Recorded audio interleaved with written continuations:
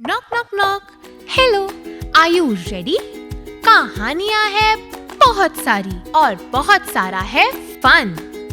ये है टाइम मस्ती का, तो रन रन रन रन। आओ खेले गेम्स, जमकर होगी मस्ती और कोई नहीं रोकने वाला, क्योंकि ये है मस्ती की पाठशाला।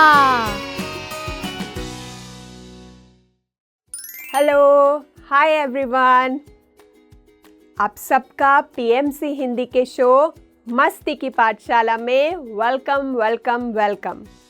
मैं आपकी दोस्त और होस्ट शुभांगी लेकर आई हूँ एक नई कहानी, एक नई सीख के साथ।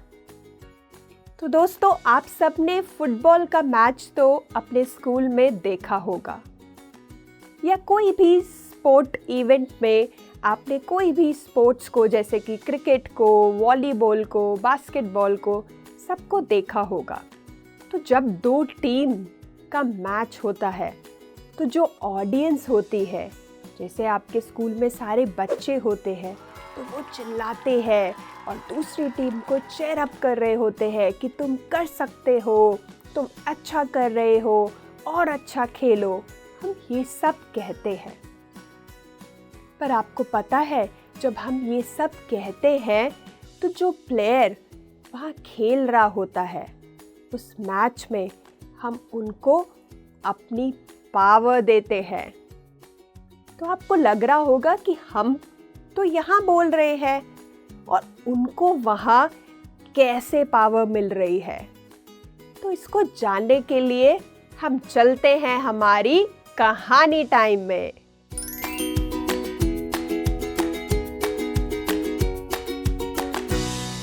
तो एक जंगल में एक चीता रहता था और चीता आज बहुत खुश हुआ, क्योंकि वो पहली बार शिकार के लिए जा रहा था। और वो तैयार हुआ और सुबह का इंतज़ार कर रहा था कि कब सुबह हो और मैं शिकार पर जाऊंगा पहली बार। और शिकार के लिए वो तैयार हो जाता है और चीता निकल पड़ता है जंगल में। और कुछ दूर चलने पर उसे वहाँ मिलता है लकड़बग्गा। और लकड़बग्गा जब उस चीता को देखता है तो कहता है, ओ छोटू, तू कहाँ जा रहा है? और चीता बड़े खुश होके, बहुत एक्साइटेड होके बताता है कि आज मैं पहली बार शिकार पे जा रहा हूँ।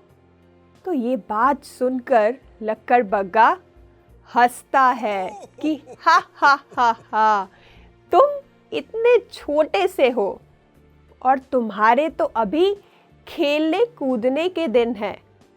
तुम नहीं कर पाओगे शिकार, तुम्हें तो कोई एक्सपीरियंस भी नहीं है, अनुभव भी नहीं है, तुमसे नहीं हो पाएगा शिकार।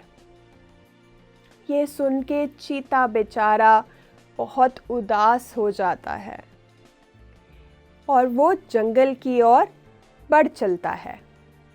और दिन भर वो भटकता है, इधर से उधर घूमता है, उदास रहता है और शिकार करने के भी बहुत सारे प्रयास करता है, पर कोई भी प्रयास पूरा नहीं हो पाता और उसे भूखे पेट ही घर वापस लौटकर आना होता है। और वो घर आता है और सो जाता है।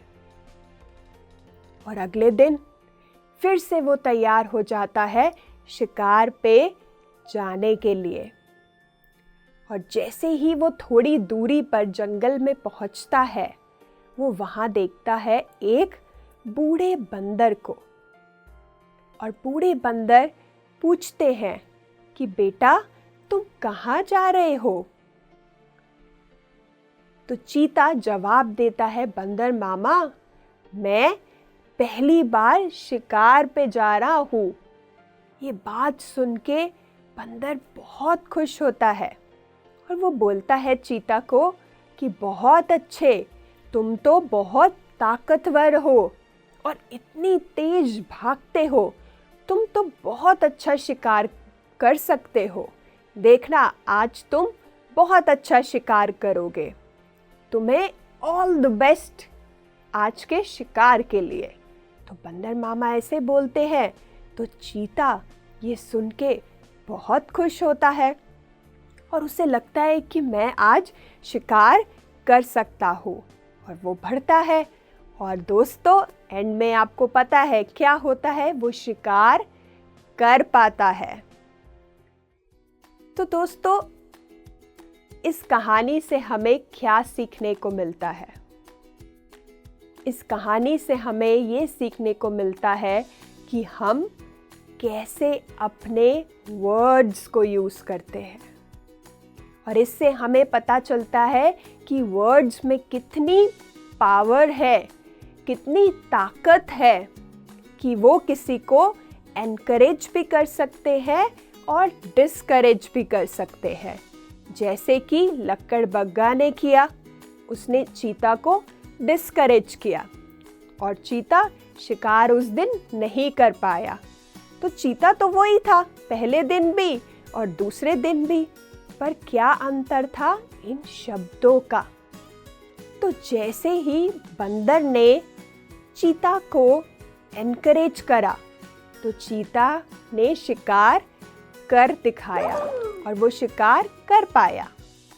तो ऐसे ही दोस्तों, हमें भी अपने जीवन में देखना है कि हम कैसे वर्ड्स यूज़ करते हैं, कैसे वर्ड्स दूसरों को बोलते हैं, क्योंकि हम उनको वो पावर दे रहे हैं। तो अब से हम ध्यान रखें कि कैसी पावर हम देना चाहते हैं। क्या हम किसी को डिस्करेज करना चाहते हैं या एनकरेज करना चाहते हैं? और सबसे इम्पॉर्टेंट बात कि हम अपने शब्दों को देखें अपनी सेल्फ टॉक के टाइम पर। जब हम खुद से बात करते हैं, हम खुद के लिए कैसे शब्द यूज़ करते हैं? क्या हम अपने आप को एनकरेज करते हैं कि डिस्करेज करते हैं? क्योंकि जैसे हम शब्द अपने लिए इस्तेमाल करेंगे, वैसा ही हमारा जीवन आगे का बन जाएगा। तो अब से ध्यान रखें और अपने इस पावर ऑफ वर्ड्स की ताकत को जाने और दूसरों के साथ पॉजिटिव वर्ड्स यूज़ करें, इस्तेमाल करें। तो फिर चलते हैं और बढ़ाते हैं अपनी पावर को।